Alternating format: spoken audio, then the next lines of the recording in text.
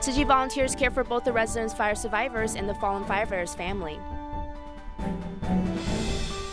Doctors state that one should drink more water and consume less salt to prevent stones from forming. Welcome to DaAi Headlines. I'm Lori Chen. Thank you for joining us. On September 23rd, a fire broke out at a residence in Kaohsiung. An 11-year-old girl was rescued while a firefighter unfortunately was caught in the blaze. Tzu Chi volunteers immediately visit the firefighter's family as well as visit the girl at the hospital. They hope to relieve the little girl's feelings of guilt and accompany her through this traumatic event.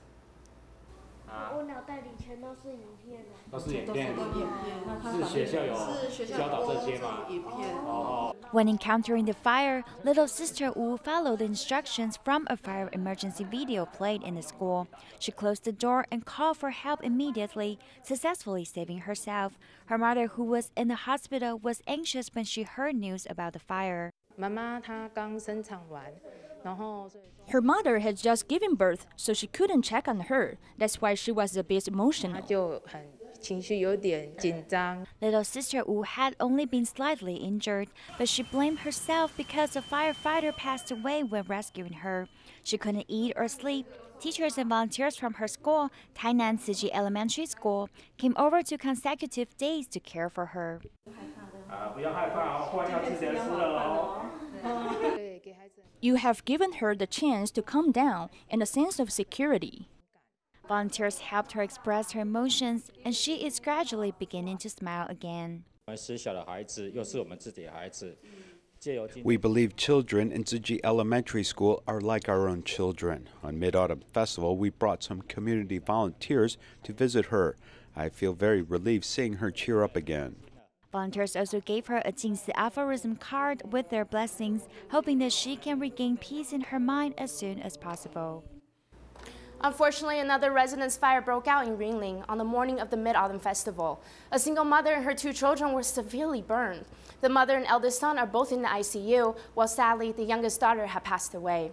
Upon learning the news, Tzu Chi volunteers quickly went to visit and care for the affected family. At 7 a.m. during the Mid-Autumn Festival, a resident in Chitong Township caught fire. Firefighters arrived rapidly, but 3 people trapped inside the fire had already become unconscious. When we arrived, we saw the fire on the 2nd floor. There were 3 people trapped on the 3rd floor. We spent 15 minutes rescuing them. A 5th-grade girl has shown no vital signs after firefighters pulled her from the fire. A 41-year-old mother and her high school son both regained consciousness after being sent to the hospital. If they lack any resources, we will contact related organizations to assist them. The single mother, Mrs. Xue, is a nurse who raised 2 children by herself. Her family became anxious when receiving the news. The Parents Association of Chitong Elementary School contacted Tzu Chi volunteers immediately when they learned about the young girl's death. We have provided them emergency financial aid. We will come and clean their house if they need us in the future. Mrs. Xue and her son are both in ICU due to severe burns. Tzu Chi volunteers, along with friends and family, visited them and wished them a speedy recovery. In China, Typhoon Mangkhut has severely devastated Guangzhou. The local officials have asked Tzu Chi's volunteers for help in cleaning up the streets. Therefore, Tzu Chi volunteers mobilized nearly 200 counts of volunteers over the course of 2 days to clean up a total of 39 streets.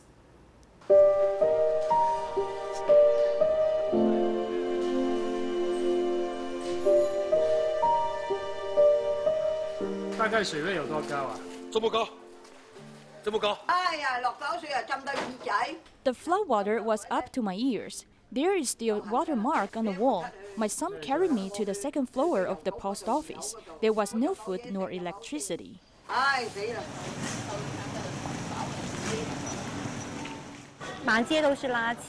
There was garbage on the streets and the residents were very helpless.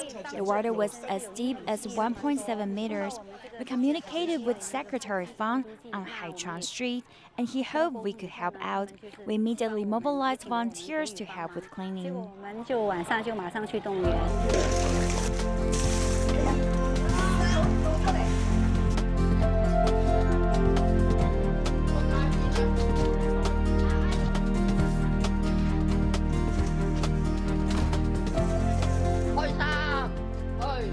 唔係船夠你哋啊！我做鬼得掂啊！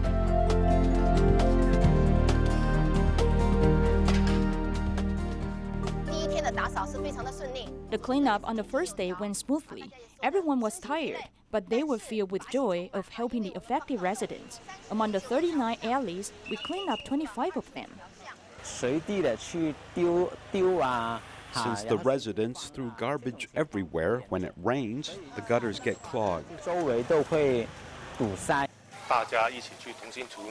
Everyone works with one heart and mind to improve our lives in the community. Nearly 200 council volunteers work for 8 hours a day over the course of 2 days to clean up the community. The devastation is also a lesson for all to learn about the importance of environmental protection.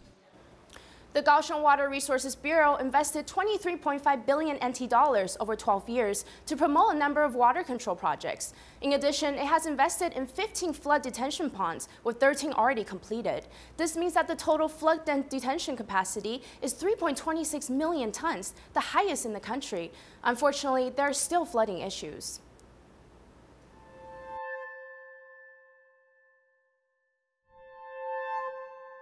The Love River runs through the city for a total length of 12 kilometers, with the coastline and river banks having many ponds.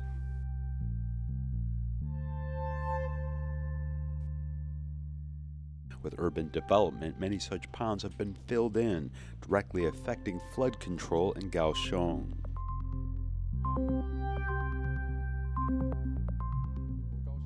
Kaohsiung's river system includes the Agongdian River, Dianbao River, and Hojing River. Below is the Love River. This particular rain was about 83 million cubic tons of water. These three water systems can discharge 36 million tons of water, so about 56% of the water is impossible to discharge.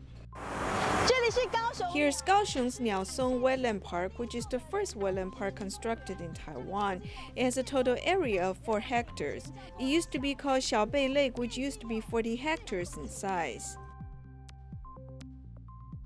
Xiaobei Lake was once filled in to create a recreation center and a baseball stadium. While the public needs more places for entertainment, it has sacrificed the city's ability to regulate floods, causing more flooding in the future.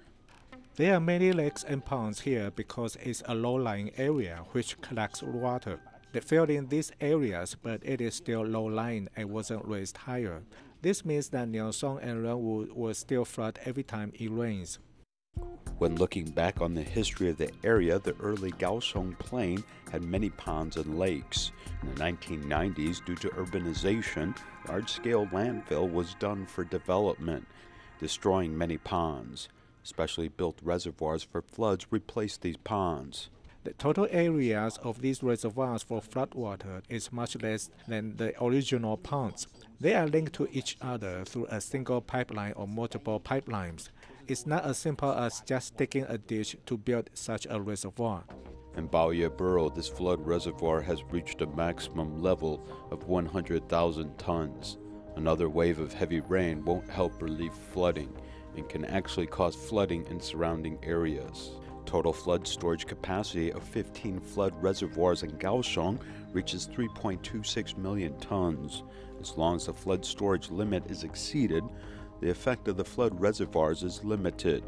Visiting Sanming District's Baoye Borough, a flood reservoir has been built here.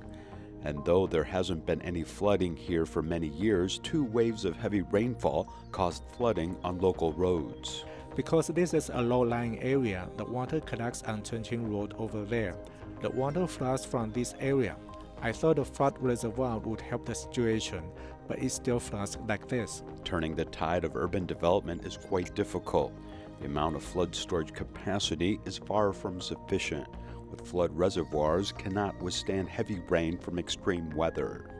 We need to suggest other methods of flood detention. For example, empty space, such as schools or some parks, should be lower than our roads.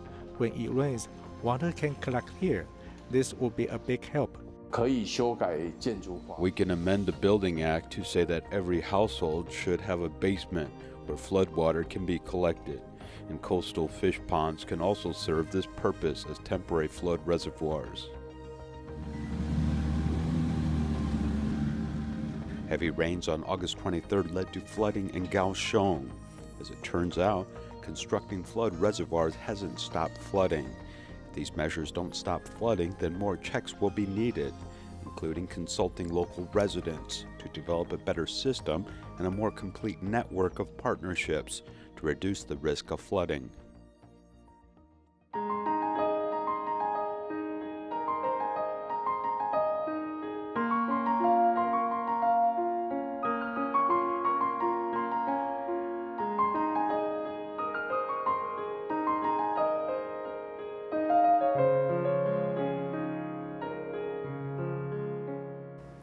When the temperature is hot, people tend to sweat more. However, if one does not drink enough water, it can lead to dehydration and even worse, urinary tract stones. It's an overall health advice to consume more water and reduce salt intake to prevent many health hazards. Let's see what other things one can do to prevent getting urinary tract stones.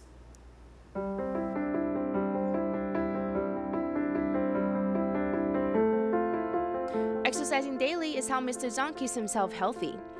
If I have time, I will go climbing and walking. This type of exercise can let you sweat more, gives you more a boost of energy. When one sweats during exercising, it stimulates your metabolism. Make sure to drink plenty of water after exercising. Mr. Zhang stated that he used to drink very little water, so he had a long-term recurrence of different types of stones. It was the most painful thing ever.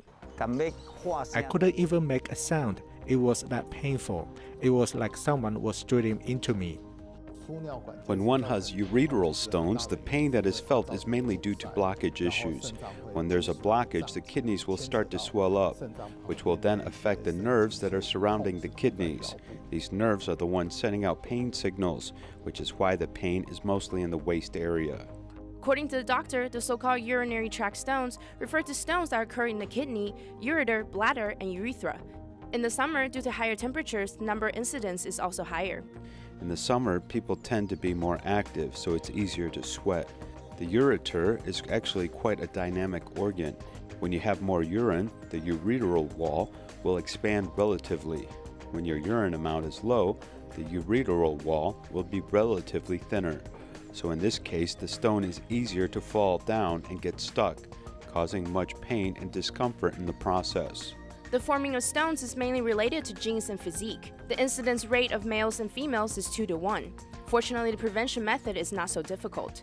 In fact, it's just drinking plenty of water and eating less salt. Because if you drink more water, some stones that are just forming, really small ones, will be easily rid of when you go pee normally. There would be no effects on you at all. Do not eat too much salt to avoid causing too much crystallization in the kidneys. Drinking plenty of water can prevent stones and be healthy. It's ideal to try to maintain a daily urine output of around 2,000 milliliters. One must observe how much sweat you produce on a regular basis. Another thing to keep in mind is patients with some chronic illnesses aren't able to consume as much water as a daily recommendation. All these factors should be put into consideration. Reduce one's salt intake and keep a balanced diet is the way to go. Although according to some rumors, eating tofu and spinach is easier to form stones. What does the doctor have to say about this? This is theoretically correct, but very few people will, in one day, eat a large plate of tofu and a large plate of spinach. It's even rare that people will eat only tofu and spinach for a meal. So as long as you are eating a balanced diet, the risk of eating those items isn't high at all. Doctors recommend regular follow-ups. For patients who have had urinary tract stones, half of them will relapse within 3 years, so it must not be taken lightly. September is World Alzheimer's Month. Hualien is hosting a series of 20 events related to this topic. Hualien Tzu Chi Hospital, along with other partnering entities, invited 300 senior citizens and their families to play board games and listen to music together at the most recent event.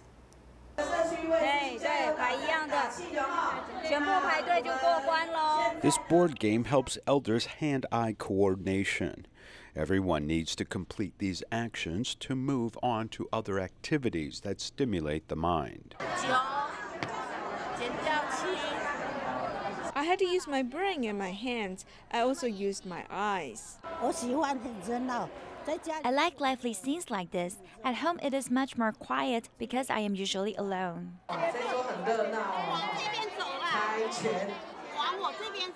Elders living alone often have no one to accompany them. Through such an activity, they are able to interact with others and become happier.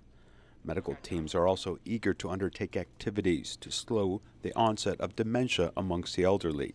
Leaving the house and doing some exercise and interacting with others. These types of interactions are very important to delay the onset of dementia. Happily singing and dancing together, all these elders are happy to get out of the house and overcome the effects of dementia for another day. Guangdong Tzu Chi volunteers visited a nursing home in Dongguan. It's been a while since their last visit, so both the volunteers and senior residents were eager to see one another. Not only were there dance performances and hands-on activities, but volunteers seized the opportunity to promote the idea of giving a second life to used items. It's a way for the senior citizens to actively participate in safeguarding Mother Earth. A little girl shows off her ballroom dancing skills at the nursing home. All the senior residents and volunteers were all smiles when watching the performance. We really cherish the opportunity to be able to come back to the nursing home again. Due to timing and missed opportunities years ago, we were forced to cancel our regular visits with the seniors.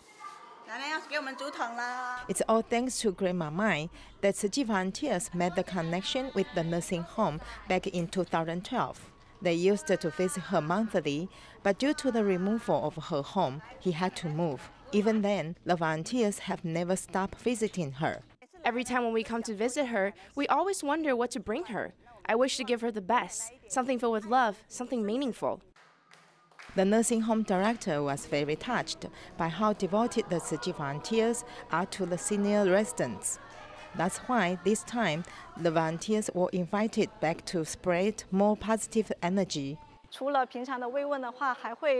Other than the normal greetings and activities, we also teach them the concepts of recycling and the spirit of great love. I think this is quite good. In an instant, a PET bottle is transformed into a beautiful pot plant. The senior residents learn to cherish objects while doing. A simple life is where the beauty lies. A mother of 3 was diagnosed with chronic leukemia 9 years ago. Although she found 10 matching potential marrow donors from Tzu Chi's bone marrow donor data bank, many people refused to make the donation. Then a young man overcame difficulties to donate his bone marrow for her. Now that she has recovered, she often thinks of this lifesaver and is grateful for getting a second chance at life. I thought, the world is so wonderful. How come I've reached the end already? In the past, I would ask people to mail my bills to my company. But then I changed my mailing address to my home as I felt that I did not have much time left. We felt very unsettled. It was as if we'd fallen into an abyss. She was kind of giving us her last words. I've never encountered such experience before. Recalling the experience, the couple seems very calm, but this experience is in fact something this couple is afraid of remembering. I remember that when my daughter graduated from elementary school, I started to develop skin rashes. Although I was no longer young, I had something similar to pimples. Then I had mouth sores and effusion in my ears. Back then, I did not know what the problem was. I simply thought I was getting too tired.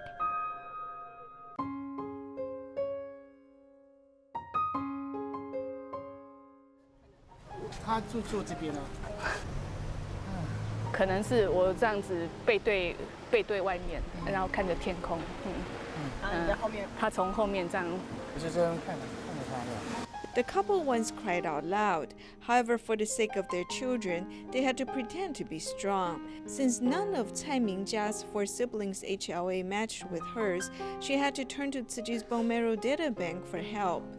Among the 5 people, 1 could not be found, and the other 4 refused to make the donation. Then they notified 5 other matched potential donors. 2 of them were considering it, while 3 of them rejected us. One matched potential donor was Song Yunda, who is an engineering manager. When he was notified 9 years ago, he gladly agreed to make the donation. However, when he was undergoing the second health check, someone asked him not to donate his bone marrow. There were rumors saying that as they draw the bone marrow, the body could be harmed. Therefore, my mother was opposed to the idea. A friend told me that donating bone marrow will hurt the spine. So I was struggling in my mind. You know, I was afraid of getting phone calls from Tzu Chi volunteers. Tzu Chi volunteers' patient explanations finally helped the mother let go of her doubts. Song could even take the role of his friend's best man at a wedding the day after he made a donation. The only side effect was that he gained 3 to 4 kilograms. It can help a patient regain their health. The only shortcoming was that I gained weight because Tzu Chi volunteers took way too good care of me. Song shows everyone his 2 small scars from donating bone marrow. It will be the testimony as Song encourages others to donate bone marrow. You simply take in 2 needle pricks and you could save someone's life. If the patient happens to be a father or a mother in a family, then you've saved a family. In her notebook, she has jotted down notes related to a period of her life when she battled against her illness. Although it had a happy ending, in her mind the story continues. When I ride the bus, I often have feverish thoughts. I often think of the bone marrow donor. If you meet someone, it's said that their ear might itch. Let's see if his ear feels itchy. I hope everything goes well for him. 673 TIMA members from 21 countries traveled to Hualien to attend the annual TIMA convention. Many are first-timers, and they were grateful to learn all about the humble beginnings of the Tzu Chi Foundation. Let's meet these lifesavers. TIMA members around the world all gather in their spiritual home, the Jingsi abode. Dharma Master in Jingsi abode told all the visitors about Tzu Chi's humanistic stories. I feel very honored to be able to trace our roots back in Hualien. This has been a great motivation for me to promote my ideologies in the medical field. During the closing ceremony, members from different countries shared their testimonies. Dr. Karina from the U.S. talked about her impression of Tzu Chi's selfless caring for patients. I was very moved by the way that he cared for the patient to ensure that he had a full recovery. Every session has very informative and educated and truly inspiring. At the end of the closing ceremony, Dharma Master Zheng Yan reminds everyone to keep spreading the TIMA spirit back home and make a difference with their efforts. 尤其是面对病人的穷困人的，请要多用一点心，爱的照顾。只要你轻轻的付出一点爱。 TIMA doctors not only cure the patient's illnesses, but also heal their spiritual pain. May there be more moving stories to tell at next year's TIMA convention. This year's TIMA convention has come to a close. Nearly 700 medical professionals from all over the world return back to Hualien for the annual reunion. As always, everyone shared warm and positive stories while celebrating the Mid-Autumn Festival together. A great big thank you to all those safeguarding humanity's well-being. See you next time.